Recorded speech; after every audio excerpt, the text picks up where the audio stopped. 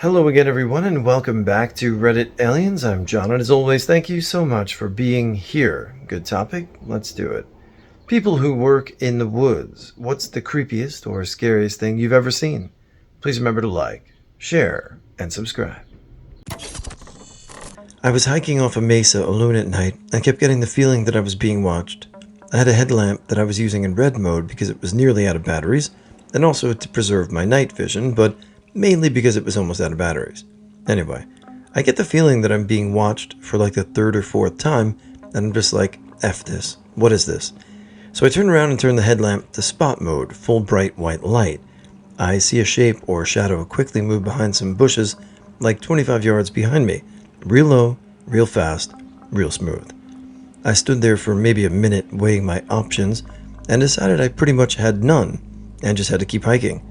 I started making more noise and tried to look bigger, like spreading my arms with my rain jacket. I also found a good-sized stick. The worst part was that I had to go back to red light mode, as I knew I didn't have enough battery life to make it back to the white light mode. I turned around occasionally and used the spot mode, and I saw green reflected eyes several times when doing so, always about 25 yards off and always low to the ground. It seemed about the size of a deer, but deer don't hang out that low to the ground. Well, or after I keep seeing the eyes and hike the rest of the way down, talking to him, basically saying, if I don't get back in about an hour, here's where you can find my body. It was about a 5-mile hike, and my light was flickering and dying towards the end. It died after I got off the mesa, and I hiked the last few miles through fields without a light. Luckily, it was a clear night. The stalking stopped once I left the mesa, at least I think. And that's the story of when I was stalked by a mountain lion all the way off his mesa. I think I was in his hunting territory, and it had only just gotten dark. I'm pretty sure he was curious more than malicious, but man, yeah, it's pretty creepy knowing that you're being followed and watched by a mountain lion. I was walking along the edge of a swamp looking for rare plants when I came across a tip-up mound. That is when a tree falls over and the roots lift the soil. This can sometimes create a cave-like hollow. From my angle, I could see through a hole and see what looked like fungal mycelium sticking up into the air. Thinking, that's weird, I moved closer for a better look, and the mycelium started moving back and forth like it was dancing. Weirded out, I moved to the side where there's a larger opening into the mound to peer in. Both the fuzzy vulture chick and I started each other a similar amount, I think.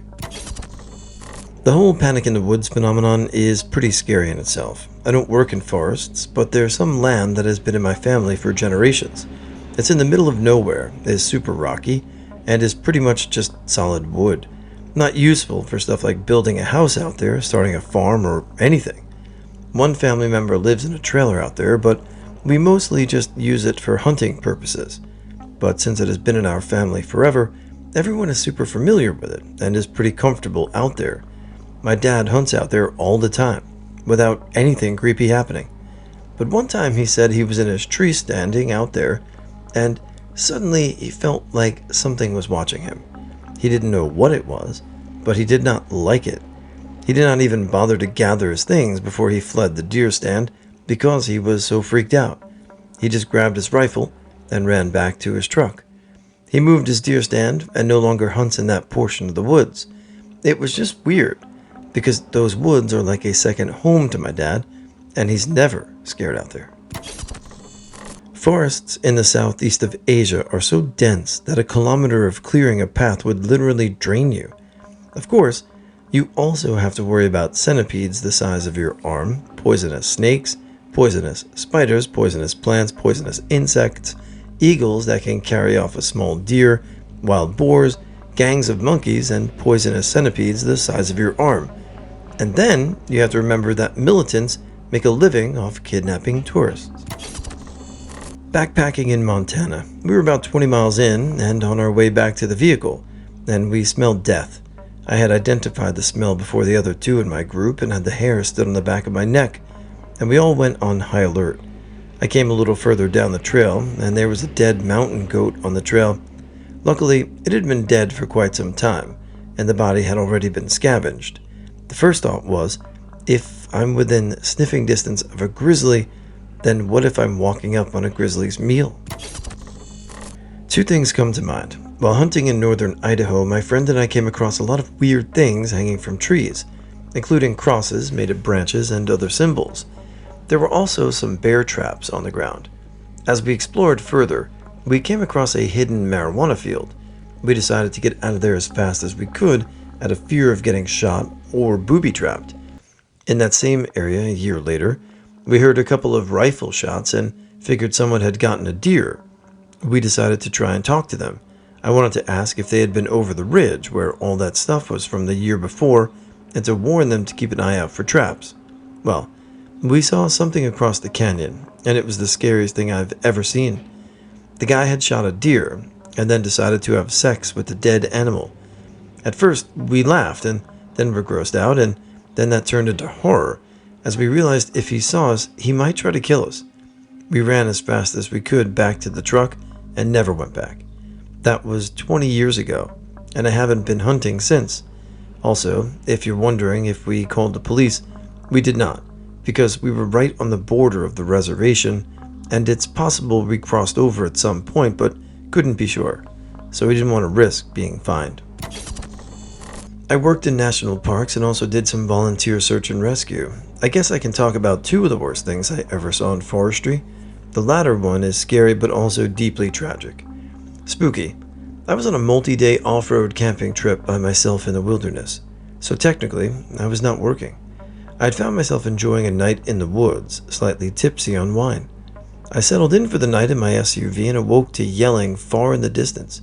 It wasn't screaming, but neither was it singing. Something closer to chanting. I went to sleep nervous with my army knife close. I woke up to someone knocking on my vehicle's glass. It was clearly human because they did the triple knock that all people do. As I came out of my covers to observe, I saw a person looking in the dark. I screamed something guttural and they ran. I couldn't believe it. I was hours and hours from the nearest town, and if someone had driven in over the night, I would have heard the vehicle in the stillness. I was dumbfounded. I turned on my truck and stayed vigilant for a while. Nothing happened. The next morning, I went and found a new spot to park and set up camp. The second is sadly something that is very explainable but very sad to see. One blizzardy night, we hear that they are on the lookout for a woman who had disappeared from a group that was staying in a cluster of scenic cabins nearby. Not in the park, but very close to the border of it. But it is certainly a remote place.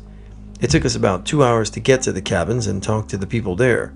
It was well under minus 17 Celsius, about 0 in Fahrenheit, and with a foot of snow. It turns out the people staying in the cabin were on psychedelics, and at some point the young woman got spoiled while under the influence of drugs and ran off outside, in regular clothes and sneakers. My partner and I in the search unit picked a search pattern and started looking for footprints. We found some, but then they broke off and we lost the trail. After exactly 3 hours and 41 minutes, we found her clothes, and soon after we found her.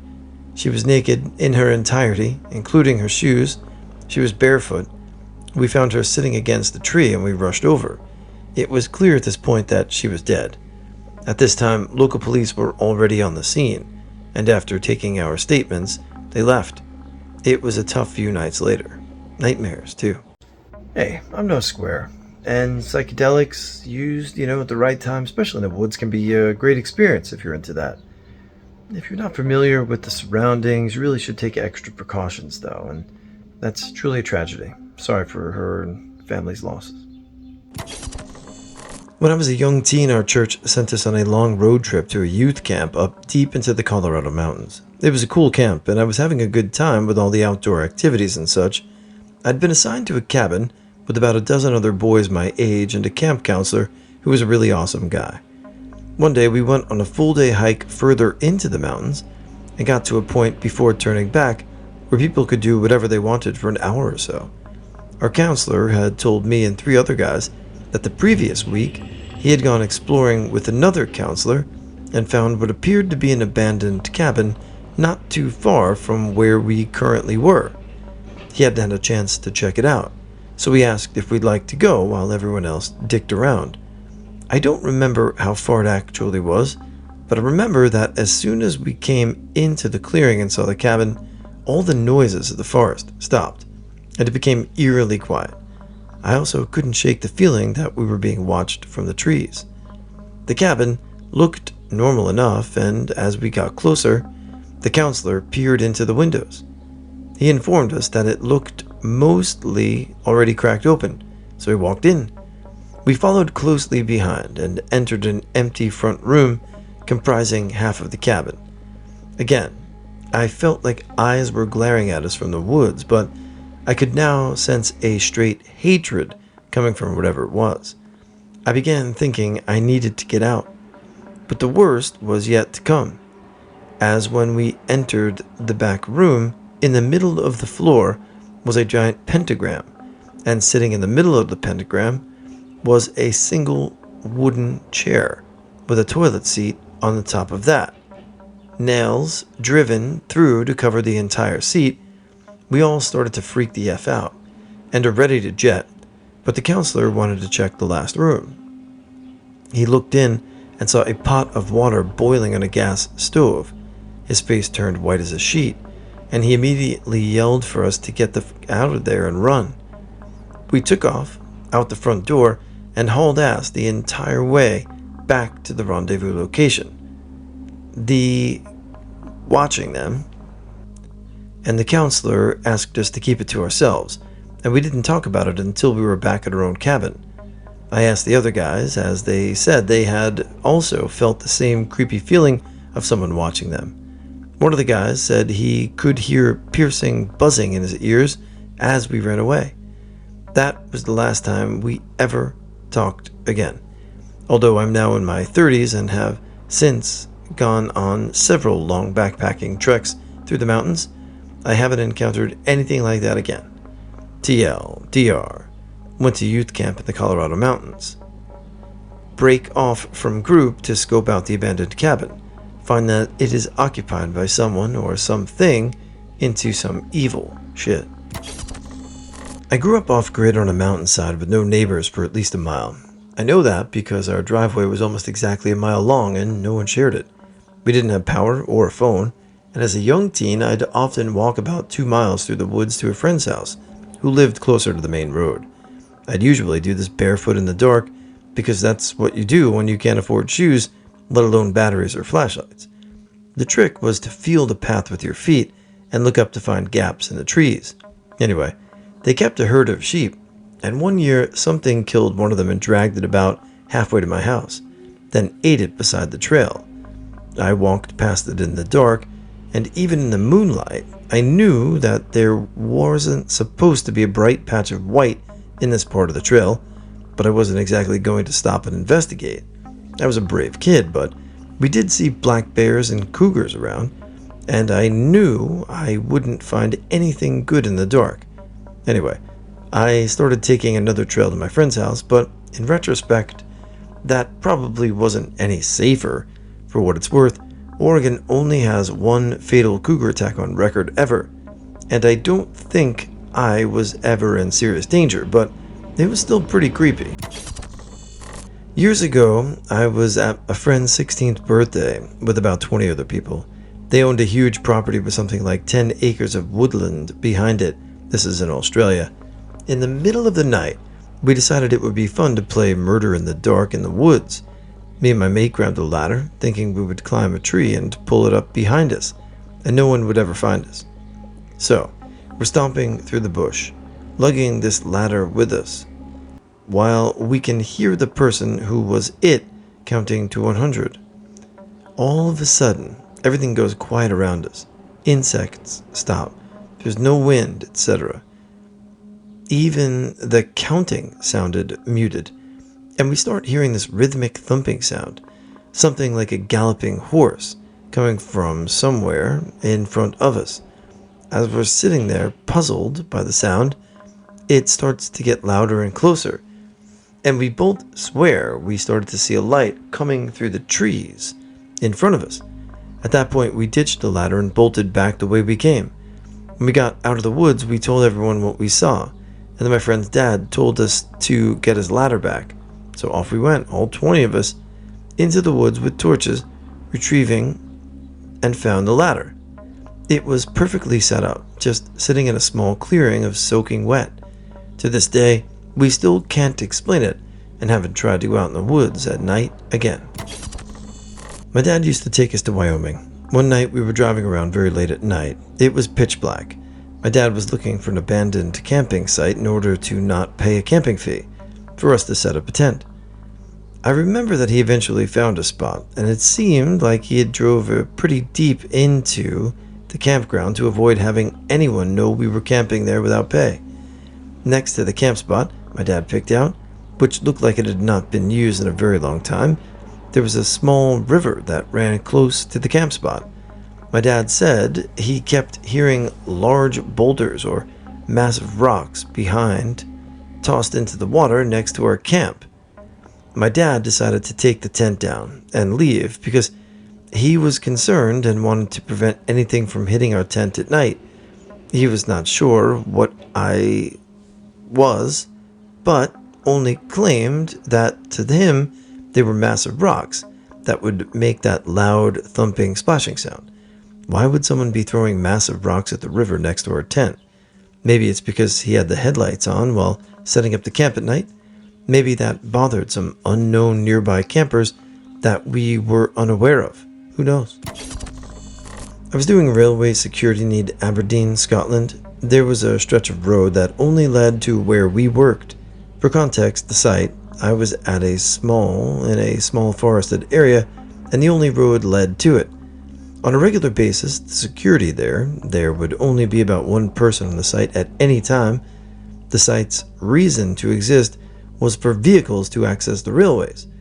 I would hear a car pull up and stop, so we'd go down to the main gate and find no one there, nothing. Not a vehicle, no people, not a soul was in sight. The first time it happened, it was me and the safety guy, Kenny, who were there. We heard the car pulling in, so I went to allow him in. No one is there. Kenny came with me, and because site rules said that I couldn't leave, he walked down the drive to the main road. No one was there either. It happened a lot, and nobody knew where the sound was coming from. There were no houses or farms nearby, no bothies, shelters for climbers and hill walkers, not even a hide for bird watchers. But it was always the same car pulling in over gravel and stopping. Lost Lake, Oregon. My wife, 2 dogs, and I were camping. The campground was mostly deserted except for one foursome nearby. I had meticulously set up our tent and large screened shelter that went over the picnic table. My wife became ill and went to the tent, so I just decided to make myself a sandwich as she rested. Over Mount Hood came this humongous storm. With just minutes, the campground was hit with wind, rain, and the most incredible lightning I'd ever seen. I checked the tent's anchors and retreated to the tent where my wife and dog were sheltered. The next few hours, we got hit by what I can only describe as artillery, as the thunderclaps rattled us.